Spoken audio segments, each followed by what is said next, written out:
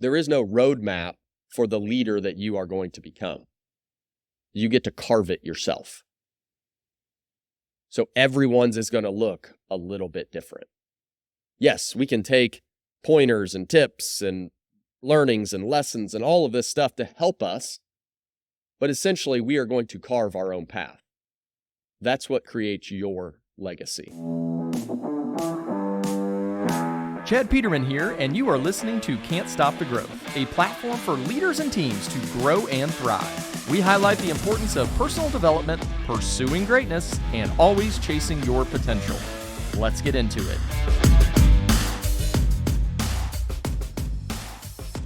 We've got the last law today. So as I said last week, you've officially read a book from back when we started, beginning of November last year. So an exciting kind of end on the Maxwell's laws of leadership. Really kind of a interesting one. I was talking to someone this morning about just timing and how things lend itself to always seeming to work out, right? And I think a lot of that is when you're in the right mindset, things do work out because your perspective changes, right?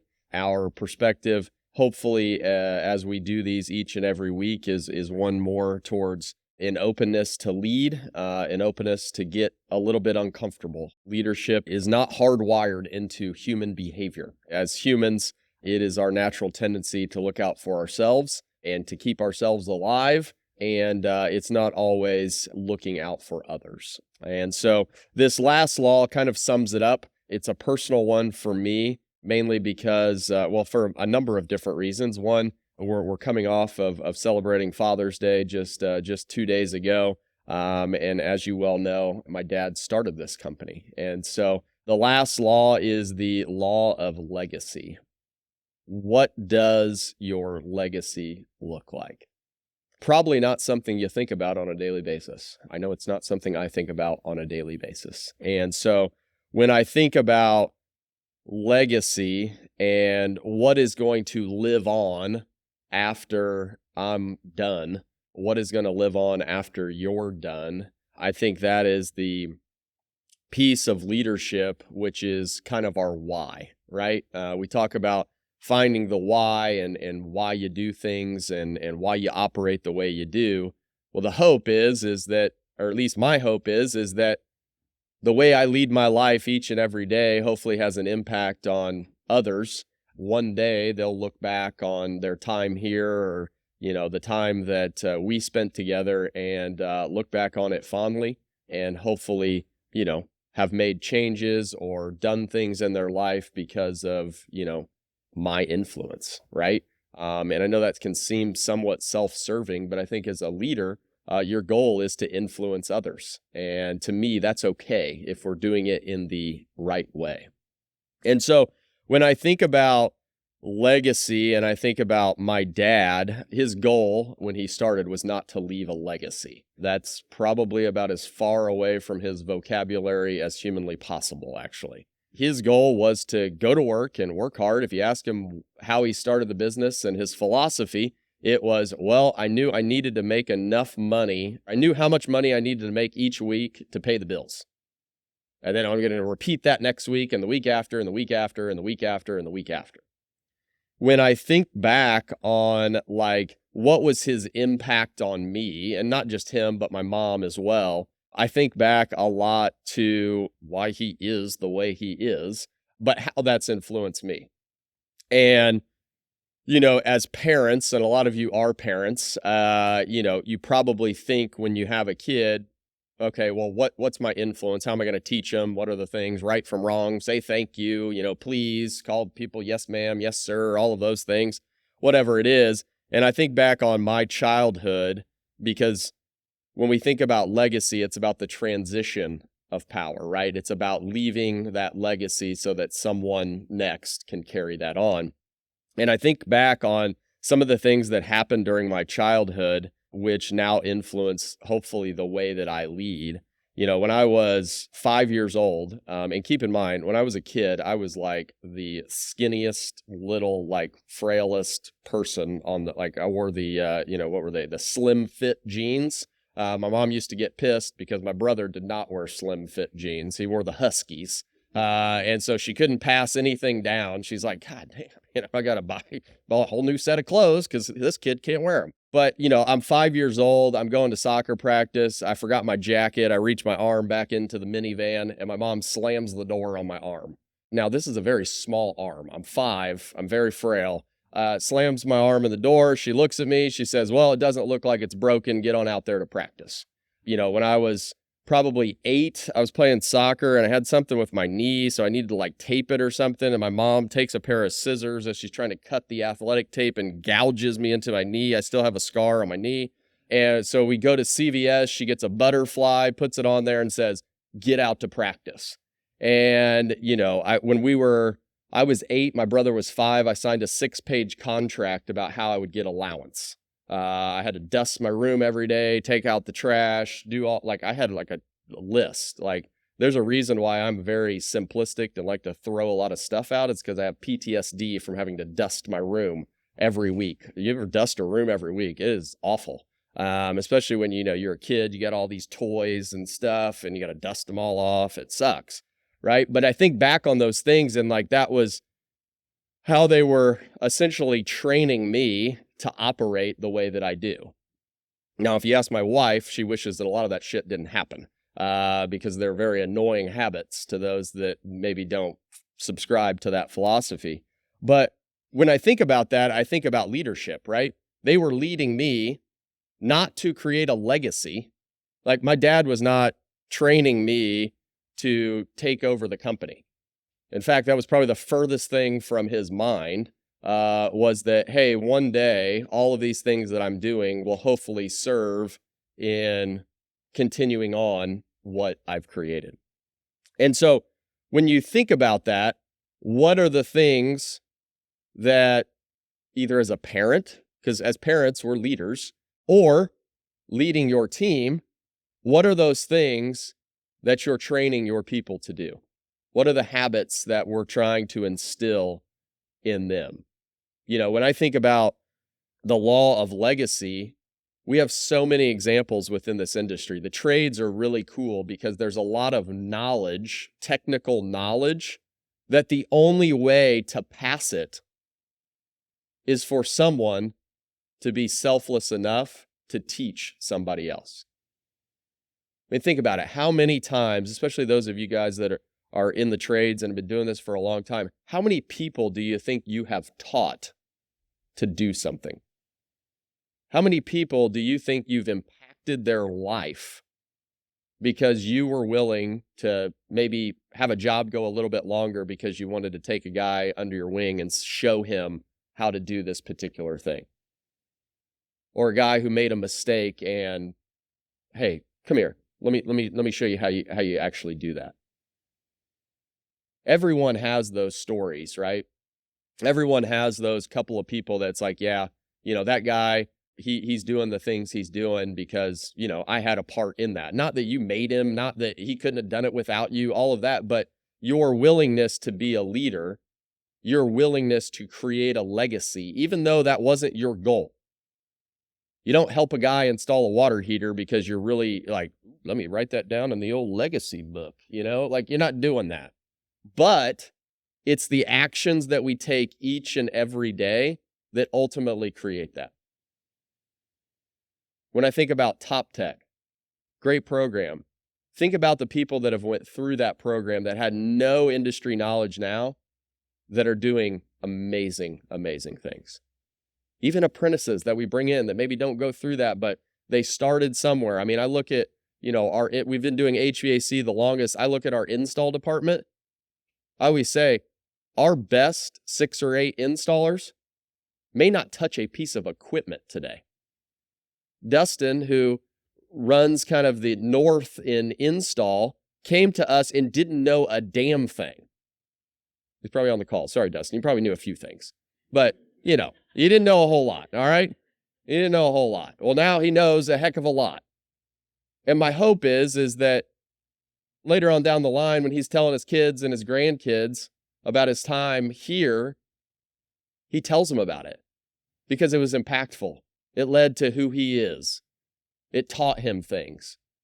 That's the hope with leadership, is that your impact multiplies. Because when we touch other people, we're not worried about only our own success. We get success through those people who are out doing things. Maybe they don't even work here anymore, but maybe they went out and started their own company or did something like that. Number one question I get about top tech, well, what if you train them and they go out and they work for somebody else? Okay, great. Hopefully they're successful.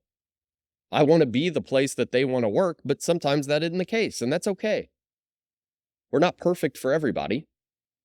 Success adds value to yourself. But when we flip that and we think about what legacy is, who are we going to be known as? One exercise that I encourage you to do, and this is a bit morbid, but I'm going to say it anyway. I went back and forth. One exercise that I would encourage you to do is think about your eulogy. I've already written mine. I have it saved in a folder on my computer. Think about that. What are they going to say about you? And you may not give a shit, right? But I would imagine deep down inside, there are certain things, because of how you operate on a daily basis, that you would like people to say about you. There's things that you aspire to. There's things that you want to accomplish. But at the end of the day, all of the accomplishments mean very little if they didn't have an impact on others. And to me, that's what we're chasing in our leadership journey. We're chasing, what will our legacy be? That is our why. You wake up every day, you decide that I'm going to be here early. I'm going to be accountable. I'm going to be reliable. You decide all of those things. My wife tells me this all the time. I set a time that we are going to leave. That time is often not met by her. She reminds me that you made up that time. I agree. Yes, I did. However, when I made it up, our goal is to hit that time. She goes, that doesn't make any sense. I go, but that's how I'm wired. When we set a goal, we are going to hit it. If that means leave at 6:05, and I gave you a 10-minute buffer because I knew I'd tried to help you. I literally did this Friday. We did not meet 6:05. It was 6:15 before someone came walking down the stairs. But we need to hit 6:05. Again, it's made up. And I conceded, and I was like, it doesn't matter. It'll be fine. But it was still kind of pulling at me. Like, it's when we're going to leave. It's when we're going to leave. But all of those things, that is how you are wired. Those are the things that you hold important. To me, being on time is one of the most important things on the face of the planet. And I know that doesn't equate for everybody. And thinking about it, it's actually pretty stupid, right? Like, okay, well, like being on time. Well, like, no, that's what I want to be known for. He was never late. He was 20 minutes early all the time. When I was in high school, school started at 7:30. I was there by 6:55. I just had to be there. There were others that were walking in as the bell was ringing. I couldn't operate like that. But again, the best part about our legacy individually is we get to design it. You get to pick how people will remember you. And that's the awesome part about leadership. We get to decide what type of leader we want to become. And more so, and more importantly, what we want to be known as. Think about it. Everybody, if you think individually, everybody has a perception of you. Probably mostly the same, but there's differences just based on interactions and how you interact with others and what that wants to be. Who do you want to be known as? What are people going to think about you? And again, it's not about, well, I really care about what other people think and all of it. I get that. But like, how are you going to operate on a daily basis? Because that is who you are. Those are what your values, that is what you stand for, all of those things. And when we think about leaving that leadership legacy, there's really 4 steps.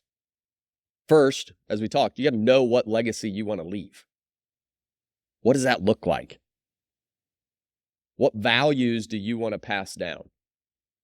For me, when it comes to legacy, I want to build a place that you tell your grandkids about. That's it. Like, if we can build something that you feel so passionate about that you tell your grandkids about it, then I will have achieved my goal. Because at that point, I know that we did the right things. We screwed up some. We messed this up. We had disagreements. We did all of this, but we did it to create something really, really special that everybody here can be proud of because everybody played a role. The second is live it now. I've talked about this before. Start being the leader that you want to be now, today. Don't wait.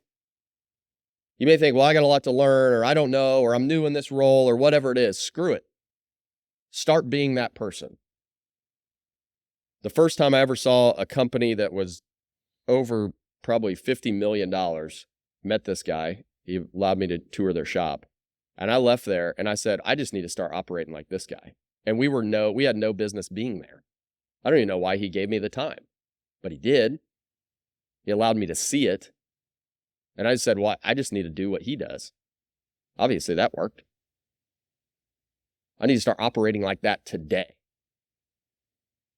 And again, all of that is, okay, well, what am I doing and what should I be doing? We've talked about this numerous times. We all know what to do. It's written down. I got hundreds of books on it. It's right there. There's no secret. But it's that willingness to do that. It's that willingness to not only say it, but then do it day in and day out, over and over and over again, with no prize at the end of the day. It's the hardest thing about a big goal, right? There is no reward in day 1 or day 30 or day 60 or 3 years from now. It's all of a sudden you wake up and you're like, oh shit, look what happened. Look where we are. 3 is choose who you will carry it on. Who will carry on what you are trying to supplant? Those people you are trying to influence, why are you trying to influence them? It's not about making people exactly like you. Trust me, I know there are very few people that operate like I do. What did I say? If there was a whole room of me, it'd be the most boring room on the face of the planet. But how will you pass on those leadership skills that you're working on? How will you influence somebody else? And then the last piece, which I have seen firsthand, is make sure you know when to pass on that baton. You've probably got people on your team that are hungry for more. They want more. They want more responsibility. But it's very easy to sometimes hold them back because they won't do it quite the way I did it. You know, the one thing that I got the most lucky in the world about, people ask me about this all the time. Well, how did you guys transition from your dad to you? I go, well, we got lucky. They're like, well, that's not a great answer. I go, I'm aware. However, that is what happened. But when I look back on it, maybe I just didn't get lucky. It may have just been my dad was focused on this legacy piece. Because I don't remember a time when there was ever a struggle for relinquishing control. It just kind of happened naturally. But I think it happens naturally when you are intent on grooming that next generation, those people that you lead, when you're intent on grooming them to one day lead. Now, like I said, I'm fairly confident that my dad was not didn't have this master plan of this is how it's done, right? I mean, every single day as a parent, I'm doing things that I'm like, I don't know if this is the right thing to do, but we're going to try it, you know? And leadership can feel like that sometimes too, right? I don't know what in the hell to do, but we're going to try it. That's okay. There is no roadmap for the leader that you are going to become. You get to carve it yourself. So everyone's is going to look a little bit different. Yes, we can take pointers and tips and learnings and lessons and all of this stuff to help us, but essentially we are going to carve our own path. That's what creates your legacy. The last part, and the part that I challenge you to think about, is rooted somewhat in a personal story. So when I think about why I do what I do, it's very simple. I do what I do to hopefully make my dad proud. Simple, right? Wake up early, come to work, do my thing, do whatever it takes, all of that stuff. I do it to make him proud. Sounds stupid, right? Almost like you do all of this just to do this. And it may be unattainable. I've come to grips with that. My family is not the most loving, huggy feelings. We ain't that. And that is bred from my grandparents to a lot of people in the middle. But that's who we are. And so what I've come to realize is that I am on this chase for something that may not even be there. But I think that's very similar to our leadership legacy. You're not going to get a plaque at the end of the day. The goal is to consistently do it day in and day out. And a lot of the people that you impact, you may never know. Think about it. When you go to retire, that young kid who was 22 years old, you may never know what your impact led to. But what I do know is that we all can point to people within our lives that have come in and out and, met them this time, whatever. I was young, I was in high school, whatever it is. You had a coach, a teacher, whatever it is, that they may not know what you're doing today. But you know that they had an impact on you. And we all have that responsibility. So as you think about going about your day today as a leader, how do you need to operate so that the people on your team want to make you proud? They don't just want to do what you tell them to do. They don't want to do a good job because they know that will, get a paycheck on Friday. They do it because they want to make you proud. That is when you know that you have left a lasting impact on that person. That is how you know that your leadership is multiplying. Because your impact on that person is going to have an impact on their family and all the people that they come in contact with. If they want to make you proud, how do you think they're going to treat that customer? How do you think they're going to be as a dad, a mom, a spouse, if they want to make you proud?